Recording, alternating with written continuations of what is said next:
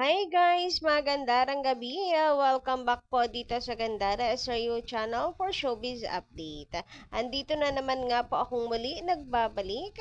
Ang nagmamaganda ninyong kachismosang Kimpaw, wala na pong iba si Gandara upang magatid sa inyo ng latest update and fresh happenings patungkol kay Kim Chiu and Paolo Avellino. And para nga sa gabing ito, ayan, another event na naman na pag-uusapan na natin. Another event ng Kimpaw na naman na ang ating pag-uusapan. And syempre, another kilig na naman mula po sa Kimpaw. Syempre, dumadagundong na naman as usual. Basta andyan ang Kimpaw. Well, actually, parang sa isip natin dahil meron din po tayong mga team abroad na nagmamahal sa Kimpaw, alam natin na marami talaga pong Kimpaw fans. Pero iba pa rin pala talaga yung feeling pag nagsasama-sama. Kagaya nito na may movie ang Kimpaw na nagsasama-sama. Abay, iba yung feeling talaga pag nakikita mo na ganyan karami. Talaga pong nababaliw. Nababaliw talaga sa Kimpaw. Grabe yon, di ba nakakatawa ng puso? Pero bago po pala ang lahat sa mga hindi pa nakaka-subscribe dito sa ating channel, maaari lamang na pindutin po ninyo ang subscribe button at notification bell na nandyan sa baba para mag-i-updated ka at ma-notify tuwing may bago tayong chika at balita hinggil sa Kimpaw. Basta mga balita po na may kinalaman kay Kim Chiu and Paolo Avellino, sagot na natin yan. And ngayon, unahin natin pag-usapan ang komento ni Madam Edita Brighton. Ayan, shoutout po sa inyo. At maganda ng gabi, sensya na kayo. Hindi ko alam yung pronunciation ng apelyido nyo. Brighton? Anyway, ito na nga. Hindi po siya yung tipo ng babae na naghahabol. Biruin nyo po, almost 12 years sila ng dating ex niya. Paano pong maghahabol? 18 years na siya sa showbiz pero dalawa lang naging boyfriend niya. Yes, sa true ka dyan. 18 years sa showbiz. Tapos ang nakarelasyon niya, 12 years. Guys, grabe, 'di ba? Wala pong hindi po madaming lalaki ang dumaan sa buhay ni Kim Chiu kahit po siya ligawin. Even noong siya po ay kabataan niya talaga naman, nung siya estudyante, ay talaga naman pong ligawin. Hindi po siya jumujowa. Hindi kasi malandi si Kim. Sorry po sa term. Pero sa mga nagsasabing naghahabol si Kim kay Paolo dahil halatang halatado yung pagka-inlove niya kay Paolo dahil sa mga kinikilos at pagiging pabebe ni Kim. Sorry na lang dahil matagal ang pabebe si Kim.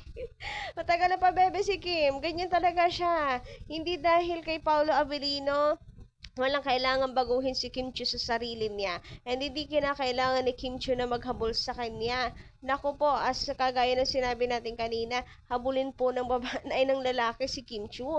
Even before and hanggang ngayon, marami pong nanliligaw sa kanya. At hindi po basta-basta lamang nanliligaw kay Kimi, ha? Abay, may mga may kaya. Talaga naman po masasabi mo na mayayaman. Pero hindi basta-basta na huhulog sa mga ganyang patibong lang si Kim Chiu. Yes. Kaya naman sorry sa mga nagsasabi diyang habol ng habol si Kimi. Baka kasi kayong habol ng habol kay Paolo kaya ganyan kayo kay Kim Chiu. Napaka-bitter nyo. Sus ko, 2025 na. Lalo na kayong magiging bitter niyan pagdating ng movie ng Kimpaw. Pero wala kaming pakialam. Actually, gustong-gusto namin yan para kayo po ay mag-viral. Charot, wag bad yun. Anyway, dito naman tayo, let's move on sa komento ni YouTube Nad. Ayan, or Dan. Ayan, thank you so much. Andito ka na namang muli. Matagal na natin po itong matagal na po natin yung taga-subaybay. Thank you so much sa pagmamahal kay Kim and Paolo. Shout out sa'yo. Mga Kimpaw, mga kakimpaw, sila na talaga. Huy! Grabehan! Wala talaga mapunta sa iba. Talaga mapunta sila sa iba. Sila lang talaga at sila na talaga ang pinagtagpo ni God. Ako gustong gusto ko yan. Ako magkakasundo talaga tayo, Nada or Dan.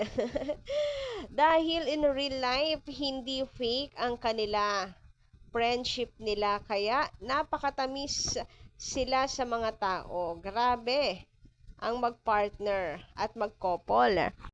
Kim Pao, respeto na lang sa isa't isa. God bless you both. So, ayan na medyo naguluhan ako dun sa dahil in real life, hindi fake ang kanila, friendship nila. Medyo naguluhan ako doon. Palinaw nga din. But anyway, ayan, dahil sinabi mong sila na talaga, dahil sila naman talaga ang pinagtagpo ni God, ay, tinadhana ni God, ay bet na bet ko yan. Siyempre, yun ang atin pong, ipupush talaga, kung maaari lang talaga, tayo na ang gumuhit ng kapalaran ng dalawa. Sus ko, ay diretsyo na agad sa, sa wedding bells. Charot. Parang kumbaga bago ang next project, kasalan muna. Grabe ha, napaka-excited naman. Anyway, sabi ni Norma Dayag, halatang halata si Pau. Parang nagtatanong pa siya kay Kiam. Yung pag-cover niya ng bunganga niya sa inyo na medyo alanganin kung aaminin na yung tanong. God bless Kim Pau. Yes, talaga namang may pagpaalam pang isang Paulo Avellino kay Kim Chu. And tanda yun ng pagrespeto. Yes, respeto kay Kiam. Parang masasabi mong the boss talaga si Kim Chu. The boss. Hindi naman sa boss. Ano lang talaga, gentleman, marespeto si Paulo. Alam niya yung limitations. Baka kasi hindi pala okay kay Kim. Mamaya sumagot-sagot siya, hindi pala okay kay Kim. So, ayun, makikita mo yung pagkatao ni Paulo Avellino doon. Doon pa lang, alam mong napaka-green na flag na isang Paulo Avellino. Nako, Lord! Diyos ka! Paki-multiply po ng isang Paulo Avellino para tig-iisa po kaming lahat. Charot! Tapos napaka-pogi pa. Ay, napaka-chinito pa. Grabihan siya na talaga ang Mr. Right na tinutukoy ni Kimi sa kanyang kanta. Nako, King Chu, yan na si Mr. Right. Huwag mo nang hanapin pa. Nasa tabi mo na. Samantala, dito naman tayo ngayon sa ganaps ng Kim Pao. So, kung kahapon, ayan, at may sweetness na ganyan ng Kim Pao. May papunas-punas pa si Paula Avellino and para bang ikikis pa nga si Kimi. Abaw ngayon, tingnan nyo naman, ang kamay ni Paula Avellino talaga naman pong parang inaangkin na si Kim Chu at ayaw nang ipamigay sa iba. Grabe, hindi ko kinakaya yung sweetness ni Paula Avellino.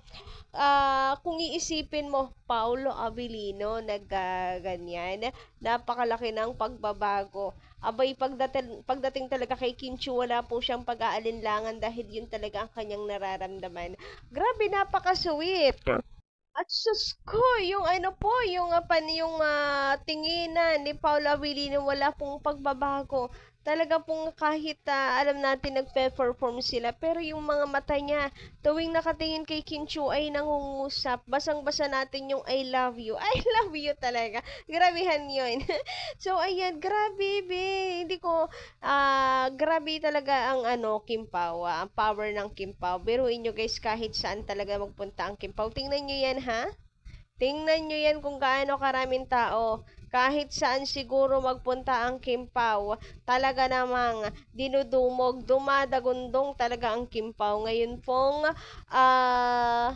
2025, grabehan naman po talaga yon.